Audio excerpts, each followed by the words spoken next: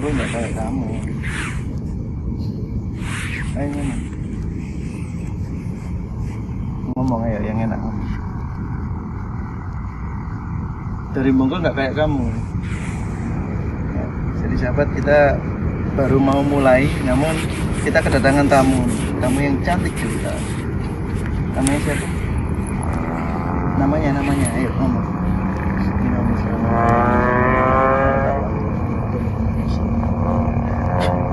Ngomong.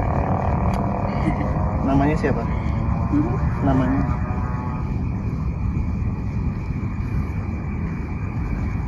Namanya siapa? Oh, kamu nggak tahu berarti. Kamu nggak tahu mengenai apapun sejarah jalan ini. Nggak tahu. Nggak tahu sama sekali. Udah keluar. Kosong ya, keluar ya.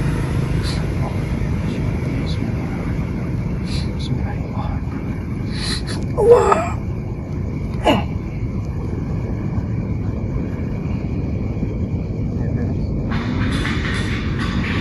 Tekan dia yang mau tinggal aku. Hah? Sampai tekan dia ya aku ditinggal. Ayo Mbak Cici Parabola. Mbak Cici dari mana aja tadi? Hah? Enggak dari mana-mana. Enggak dari mana-mana. Oh, tadi barusan Mbak Cici nggak sadar apa yang Mbak Cici nanti dilihat di kamera ya.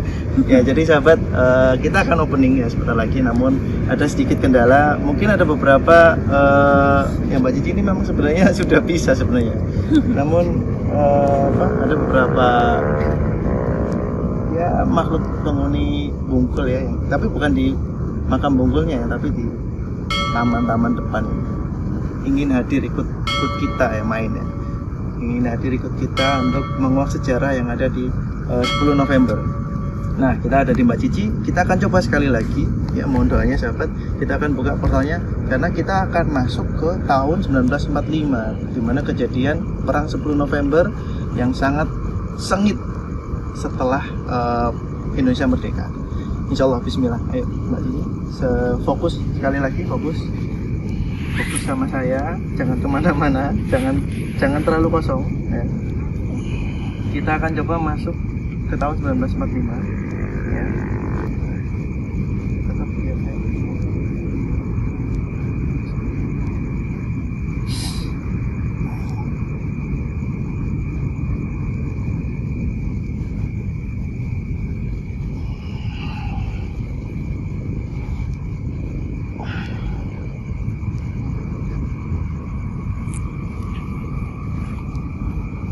Kita masuk ke tahun 1945. Anggota kepala kalau ngerti. Siapapun jangan masuk.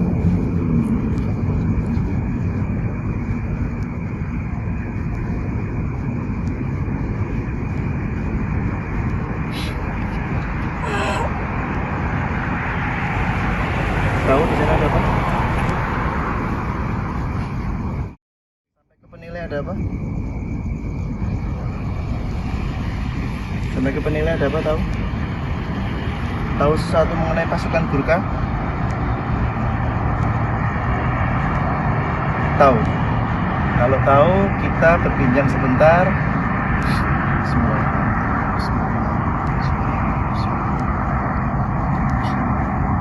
Ayo ngomong, semua. Tahu apa tentang pasukan Gurkha? Ayo coba ngomong.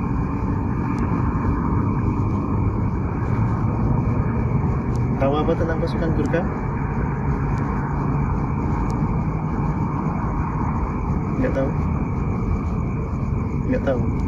Waktu itu di sini terjadi perang. Anda di sini tahun berapa? Belum ke sini. Berarti masih baru. Kamu tinggal di mana?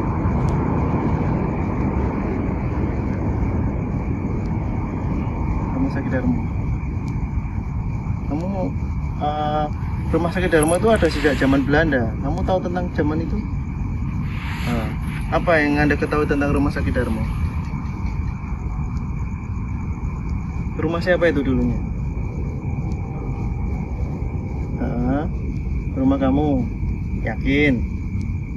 Kalau bohong aku nggak mau loh. Ya terus Rumah Sakit Darmo itu tahun berapa jadi rumah sakit? Kalau itu tadinya rumah kamu, setelah itu jadi rumah sakit. Tahun berapa jadi rumah sakit?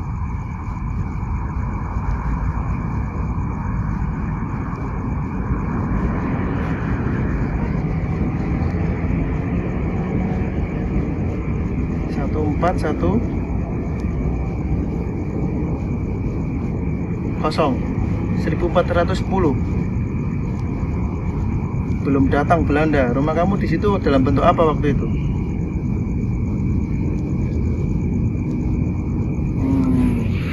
Kamu perempuan, laki-laki? Perempuan. Kamu bukan orang Indonesia kayaknya. Dan bukan manusia tentunya. Terus kenapa ikut-ikut masuk kita? Skin kita bagus. Apanya yang bagus? Ini kameranya. Saya. Siapa yang bagus? Apanya yang bagus? Ceritanya. Oh ini apa? Aku merinding banget loh. Kamu ini siapa sih? Bingung aku. Pandangannya tuh. Ayo kita jalan-jalan. Kita jalan-jalan ya. Bisa kan jalan kan? Tunjukin di mana kebiasaan. Namanya siapa namanya? Kamu biasanya tinggal di situ? Enggak di Rumah Sakit Darmo sana? Terus kenapa yang narik ke sini siapa? Saya nggak narik loh. Oh itu yang nyuruh ke sini. Kamu disuruh masuk dengan tujuan apa itu maksudnya? Oh ular. Kamu penari. Ya ayo kita sambil jalan. Kalau kamu penari, aku nggak butuh penari di sini. Aku butuh yang ngerti sejarah. Ada temanmu yang ngerti sejarah? Mengenai perjuangan bangsa Indonesia melawan Belanda. Dan di sini banyak mayat. Ya, di sini banyak mayat. Berapa banyak mayat di sini? Banyak sekali. Sepanjang jalan mana? Sampai ke sana. Oke, stay dulu. Saya mau cerita sama sahabat dulu sebentar. Oke, assalamualaikum warahmatullahi wabarakatuh, sahabat. Malam ini kita berada di Jalan Darmo, ya. Tepatnya adalah di pusat kota Surabaya ya. Nah, sebenarnya saya bersama dengan Mbak Cici nih, tapi pada saat kita open portal, tiba-tiba tahu-tahu Mbak yang satu ini ikut. Padahal nggak kita undang loh.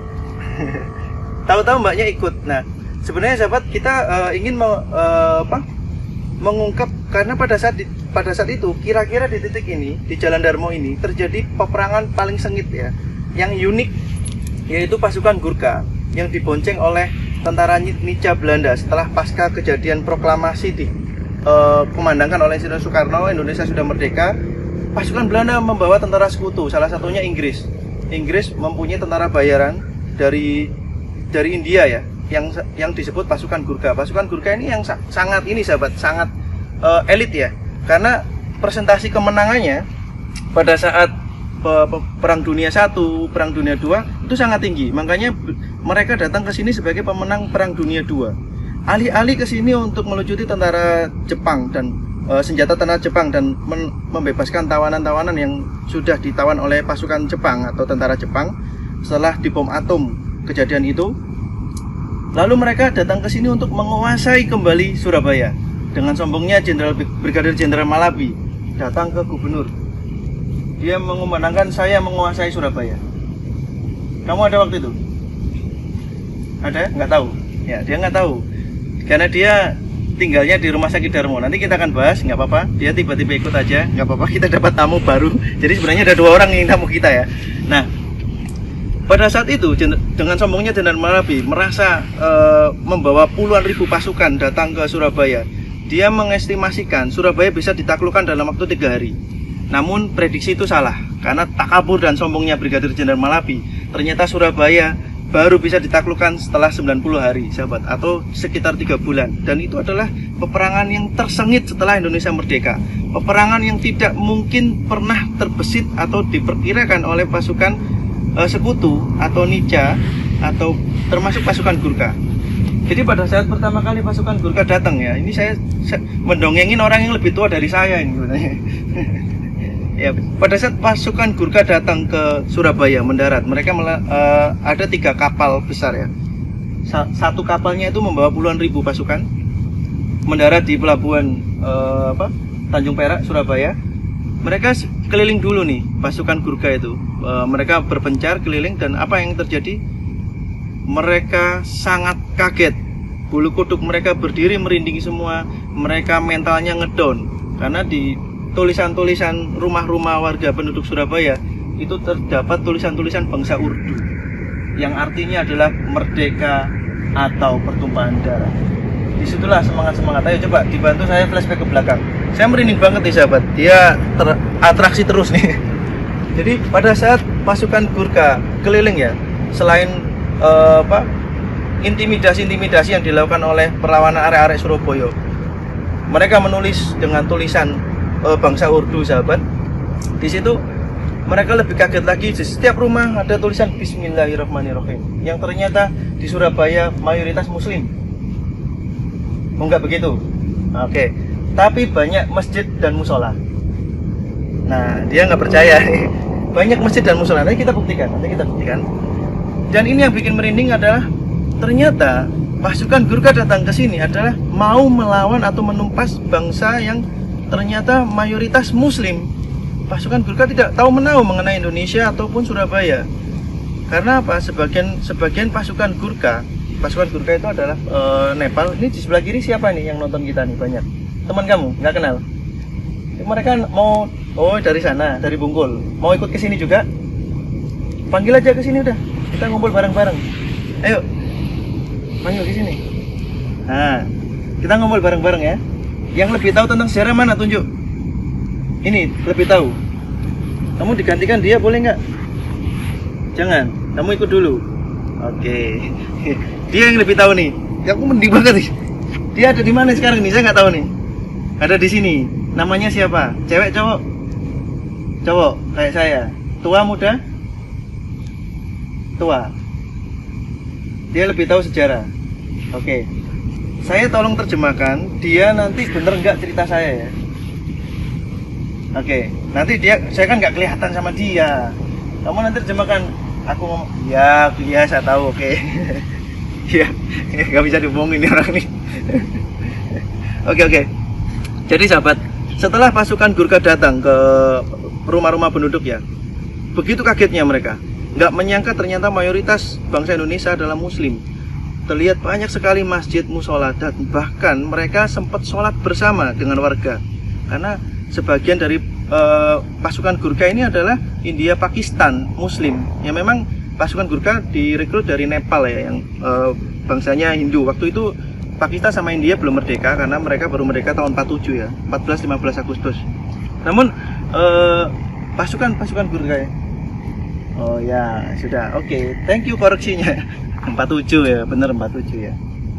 Jadi pasukan Gurkha pada saat datang ke Surabaya, sebelum perang dimulai mereka udah observasi atau mereka udah keliling ke daerah sini. Nah, pada saat perang itu terjadi, nah di sepanjang jalan ini ya, pada saat perang itu terjadi di seberang jalan itu tembak-tembakan, benar? Nah, kayak gitu deh. Jadi mereka tembak-tembakan gitu kan. Namun pada saat jam 3 sore ada satu kejadian yang paling menarik sahabat, dan ini adalah inti dari keajaiban itu terjadi. Salah satu arek-arek Surabaya yang terdiri dari sebenarnya yang perang di sini itu adalah resimen 411 yang digabung dari dengan dua bagian. 411 ada dua bagian. Yang satu Jalan Darmo sampai Penele, yang satu Jagir sampai Kayun. Betul? Ya. Yang Jalan Darmo di sini sampai ke Penele sana, itu pasukannya adalah mereka membantu tentara TKR, BKR, dan santri dari Tebu Ireng. Nah, yang gimana? Terus dari sana kan, mereka saling tembak-menembak nih. Oke, saling tembak-menembak. Salah satu dari mereka itu mengumandangkan azan jam 3 sore. Allahu Akbar, Allahu Akbar. Jam 2. Jam 2 belum azan kali. Jam 3 kan? Nah, iya, jam 3 sore azan. Kenapa? Mereka meyakini meskipun tidak ngikut sholat, tapi azan atau menandakan penanda waktu sholat. Ini banyak yang ngikut nih, lebih banyak lagi, ya. Oh, anak buahnya ini yang ngerti sejarah. Oke, saya dibantu ya untuk cerita ya. Oke, boleh mengizinkan dia. Terima kasih, terima kasih. Namanya siapa? Nggak tahu. Bungkul. Oh, namanya Bungkul. Hebat ya, udahlah kita ikuti aja. Nah, pada saat jam 3 sore, salah satu santri padahal itu di tengah peperangan, tembakan sedang terjadi, sahabat. Mereka mendengar azan itu begitu kagetnya. Temannya tanya, kenapa kamu azan di tengah peperangan? Azan tetap harus dikumandangkan meskipun kita nggak sempat sholat karena perang. Karena mereka semua harus tahu bahwa ini sekarang waktunya sholat. Jadi mereka tetap azan sampai selesai. Ayo sholat falan. Di sini ya kejadiannya. Di sini. Apa ini? Mereka pada duduk dengerin. Oh, nggak ngerti. Dia nggak ngomong sih. Ayo ngomong. Capek deh. Ayo ngomong. Ayo, bantu saya ngomong.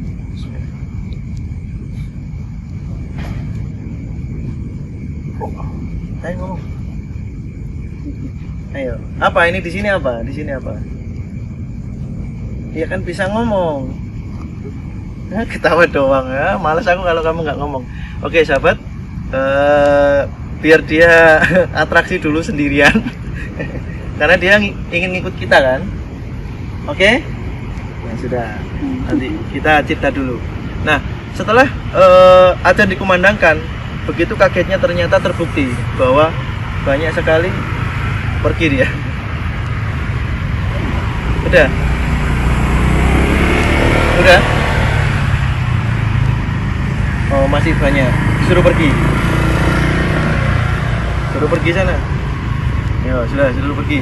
Nah, begitu kagetnya pasukan Gurkha ya, yang sebagian besar pada saat yang di sini ya, sebagian besar Muslim atau banyak yang mu'alaf, mereka mengibarkan bendera putih.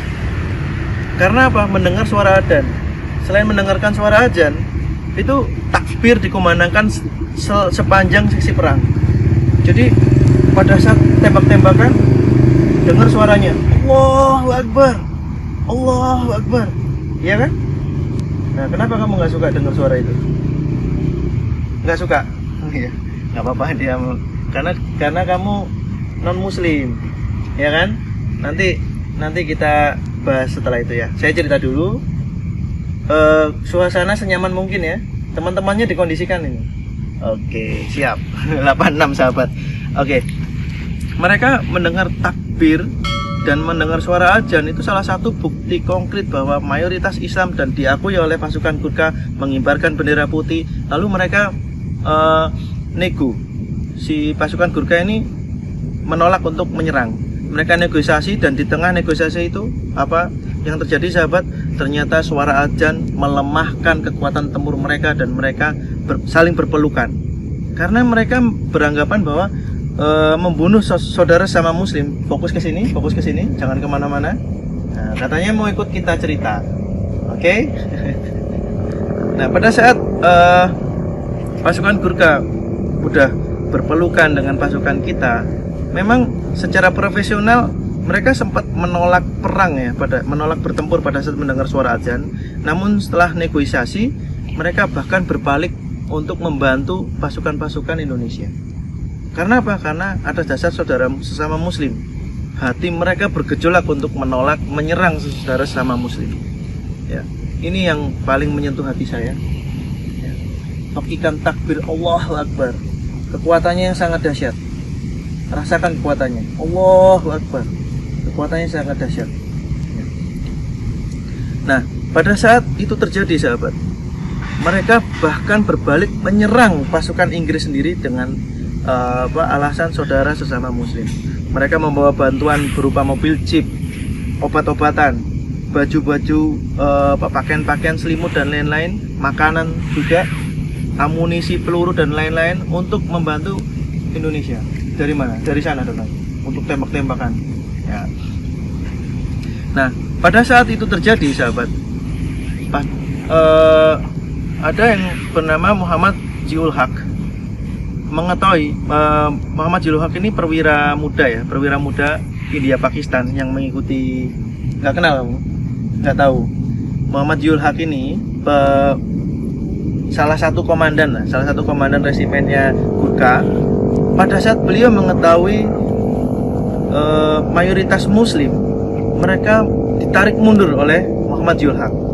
Muhammad Ziul Haq ini adalah sosok presiden Pakistan. Beliau salah satu saksi dan pelaku perang yang ada di 10 November. Kenal? Oh ya, dia fokus sama teman-temannya yang di samping-samping ini. Ya, bisa tenang aja, bisa tenang supaya sahabat bisa dengerin kita ngomong. Kalau nggak tenang, saya ganti orang aja. Oh, dia mau masuk ke sini. Oke, ayo kita masukin ya. Yuk, gantian ayo. Bismillahirrahmanirrahim. Allah, ayo silakan masuk. Keluar.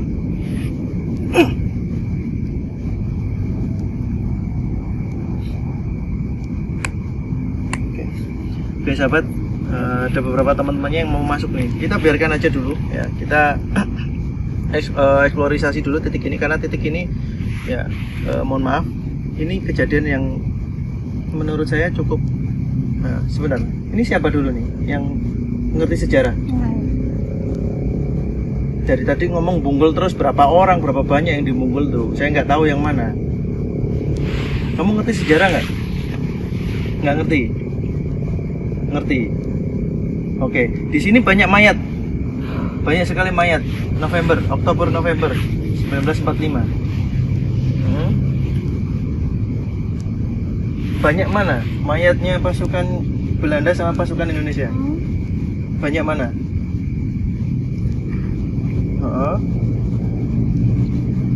Oke, kita tenangin dulu aja, sahabat. Ini kita nggak konsen nanti ya. Keluar dulu ya. Keluar dulu. Biar Cici gabung sama kita dulu. Nanti kamu kita komunikasi lagi. Ayo keluar dulu.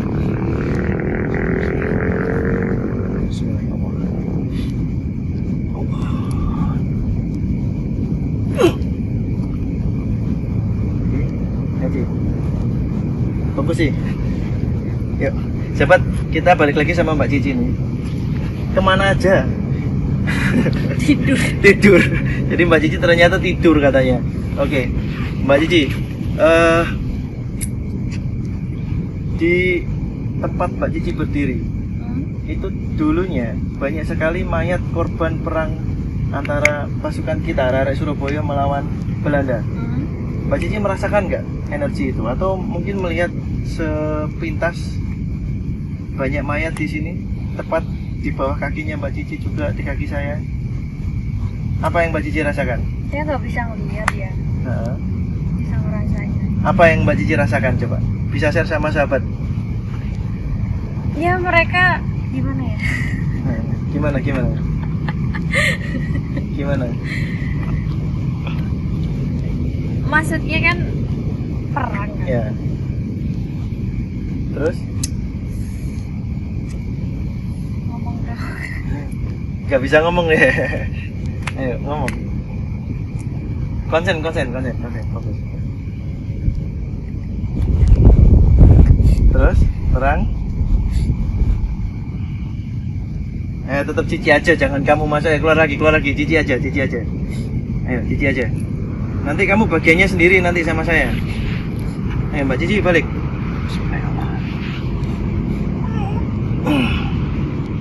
Ayo Mbak Cici.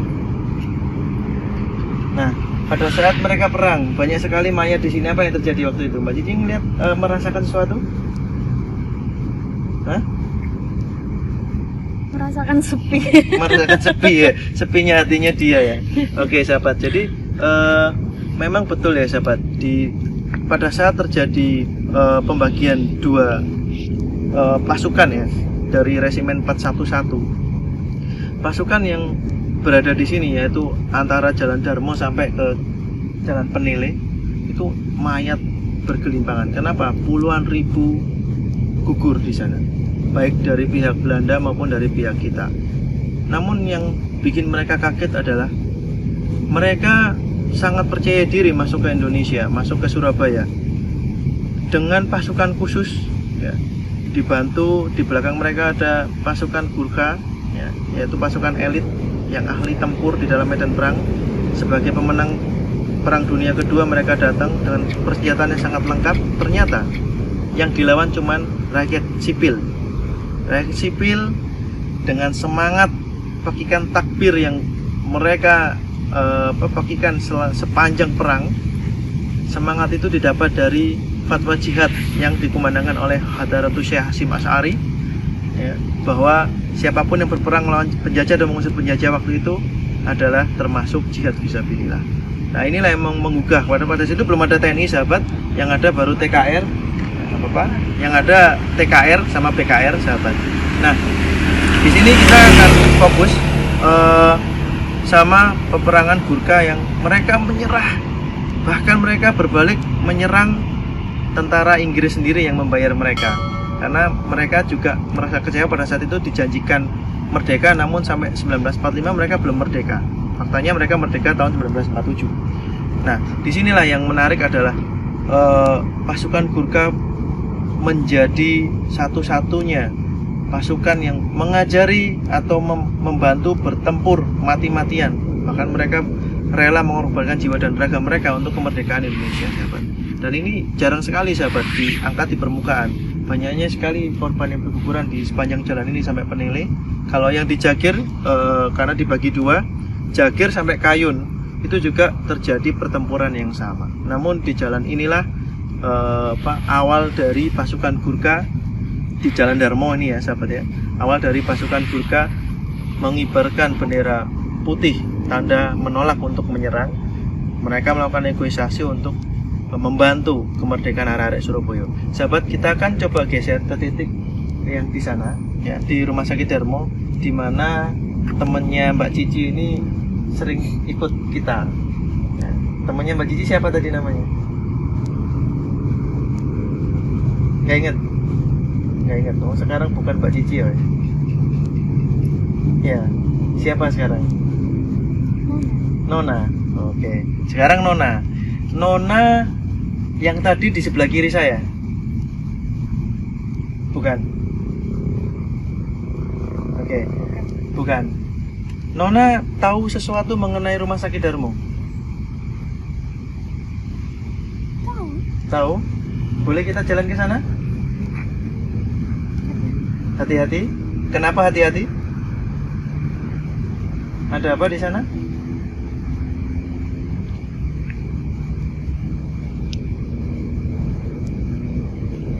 Ayo kita sambil jalan ke sana yuk. Yuk. Ya, nggak apa-apa, hati-hati. Makanya Nona temenin kita. Ya, oke? Nona dari mana asalnya?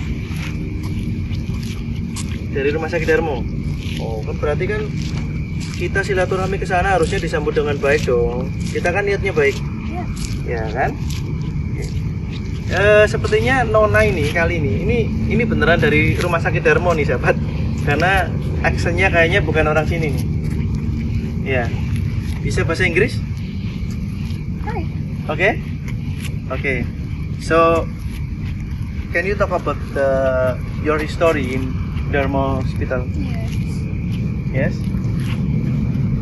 How about Darmo Hospital stories? Hospitals. Darmo. Yeah? Yeah? You had a lot of story. No.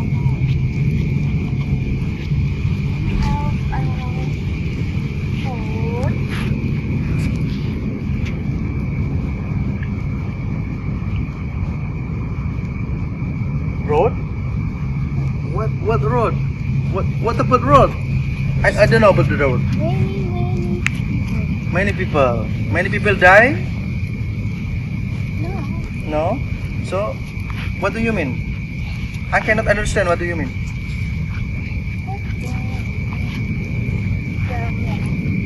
Ya? Very, very hard. Very hard? What kind hard? What do you mean? So,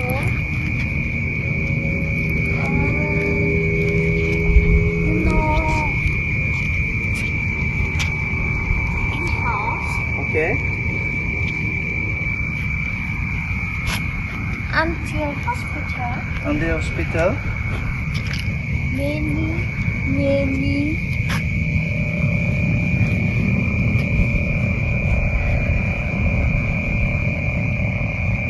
Many people?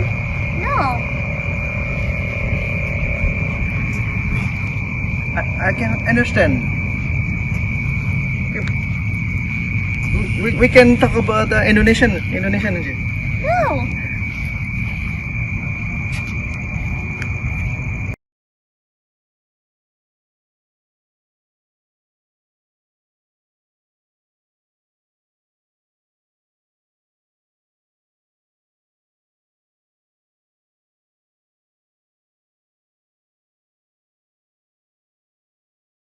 Kita akan ngobrol di sini di depan rumahnya Nona nih, sahabat. Hi. Ya. Oke, itu ada security-nya tuh. Bisa kamu suruh pergi security-nya. Hey. Jangan dipanggil ya. Lewat turitnya aja. Nah, lewat turitnya aja. Nggak usah coirnya. Lewat goibnya kamu suruh pergi, nggak usah ngomong pakai cici. Coba bisa, hadap sini aja. Aku yakin kamu pasti bisa. Suruh pergi dia. Oke sahabat. Nah, di titik inilah sahabat, salah satu saksi bisu ya sahabat ya. Pada saat pertempuran 10 November yang paling sengit, terjadi sekitar 90 hari. Ada satu peristiwa yang sahabat bisa sahabat bisa saksikan. Ayo suruh pergi semua ya. Ya, suruh pergi semua. Nah, ada salah satu pertempuran yang cukup sengit, yaitu momen ini diabadikan dan sahabat bisa cek di Belanda, di Museum Belanda. Di sana mereka kaget sahabat, mereka heran. Ya, Cici, Nona bisa berdiri dengan saya di sini? Yuk, bantu saya berdiri di sini. Oh, ini bukan Nona lagi nih. Nggak tahu, Nona tadi ngusir tapi dia yang keusir. Halo, ini siapa? Dengan siapa? Temannya Nona atau bukan? Dari Bungkul? Bukan? Siapa? Temannya Cici? Atau yang jaga Cici? Bukan? Atau bapaknya Nona jangan-jangan? Bapaknya Nona? Oh, bapaknya Nona katanya sahabat ya, tapi nggak apa-apa lah, kita ikutin aja dulu. Apa yang mau disampaikan kepada kita? Nggak ada, ikut aja. Bisa kita berdiri di sini? Minta tolong saya. Ayo, mari kita berdiri di sini ya, Bapak Nona yang terhormat. Bapaknya Nona namanya siapa? Ya, kita berdiri di sini supaya tidak mengundang perhatian banyak orang. Ya, minta tolong tetap tenang, oke? Oke sahabat. Oke, pada saat kejadian tersebut ada salah satu momen yang paling bagus yang diabadikan ya. Pada saat itu sudah ada video dan disimpan di dokumentasi Museum Belanda dan disaksikan oleh salah satu ulama kita ya, Gus Muwafiq. Karena ini cerita dari beliau juga yang saya sampaikan, saya belum pernah melihat itu. Kagetnya pasukan Belanda, Nica dan sekutu, melihat arek-arek Surabaya dengan persenjataan seadanya. Oh, iya. Bambu runcing ditusukkan ke tanknya diangkat gitu sahabat. Oh. Betul seperti itu? Iya. Ya. Dan ini membuat mereka merinding. Ada satu orang pakai bambu runcing, tanknya ditusuk, diangkat, dilempar begitu saja. Oh. Dan itu diabadikan di dalam video di Museum Belanda. Iya. Betul ya? Nah, salah satu saksinya adalah Muhammad Zulhaq, yaitu Presiden Pakistan yang pernah menjabat sebagai perwira muda, salah satu komandan pasukan Gurkha yang menarik mundur pasukannya pada saat mengetahui arek-arek Surabaya ternyata mayoritas Muslim. Mereka malah menarik mundur pasukannya dan sebagian sekitar 600 sampai 700 pasukan membelot untuk menyerang balik pasukan Inggris yang membawa mereka atau membayar mereka. Nah, kejadian ini sahabat yang lucunya adalah pasukan Inggris dibuat kocar-kacir sampai lari terbit-terbit manjat ke pohon. Cuman dikejar pakai bambu runcing dan bagian takbir Allahu Akbar. Betul seperti itu? Ya. Anda menyaksikan? Ya. Dari sana Ya, dari sana saya melihat apa yang Anda lihat?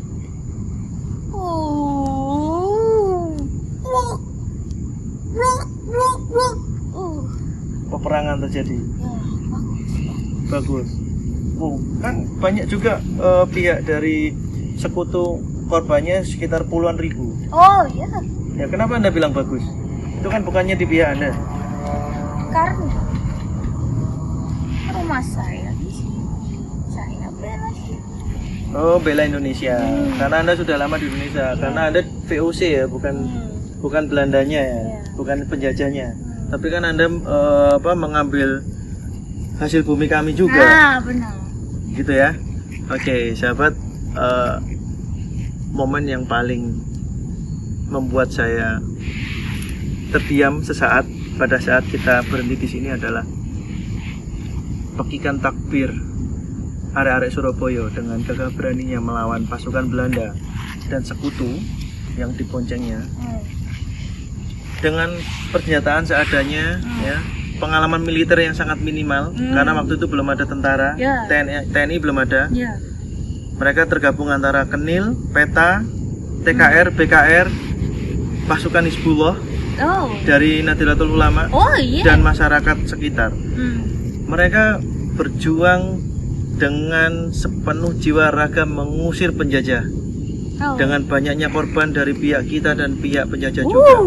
Iya. Sampai dari sini sampai ke Peneli, Oh. bahkan yang tewasnya Jenderal Malabi, Brigadir Jenderal Malabi di Sana Jembatan lagi. Merah. Ya. Sana lagi. Nah, di sana itu mayat-mayat dibuang di sungai, ditumpuk-tumpuk di pinggir jalan, dibuang ke sungai sehingga Jembatan Merah itu nampak berwarna merah. Bukan karena ruas-ruasnya berwarna merah, namun jembatan tersebut banyak sekali darah yang berceceran, Oh. sehingga dinamakan Jembatan Merah. Oh. Nah, inilah kehebatan takbir ya sahabat, kehebatannya azan. Oh iya. Ya, sehingga menggoyahkan niat dan menggoyahkan hati penjajah Oh. sampai mereka ikut bergabung dengan kita, Oh. sahabat. Saya mohon dengan sangat ya sahabat di Indonesia belakangan ini saya melihat bagikan takbir disalahgunakan untuk menyerang saudara sesama muslim. Oh iya. Jangan nodai bagikan takbir sahabat yang Ya, begitu ya, suci dan besar ya. powernya. Ya. Ya, belakangan ini bagikan Oh, takbir untuk melawan saudara sesama muslim. Dulu bagikan takbir digunakan melawan orang-orang yang Oh. menjajah Indonesia, bukan saudara sama muslim. Bahkan orang penjajah pun yang beragama muslim ikut bergabung dengan kita karena bagikan takbir, sahabat. Nah, inilah yang yang membuat kita semua sangat tersentuh. Hati saya juga Takbir. tersentuh. Bom. Bom. Pada saat takbir bom meledak. Ya.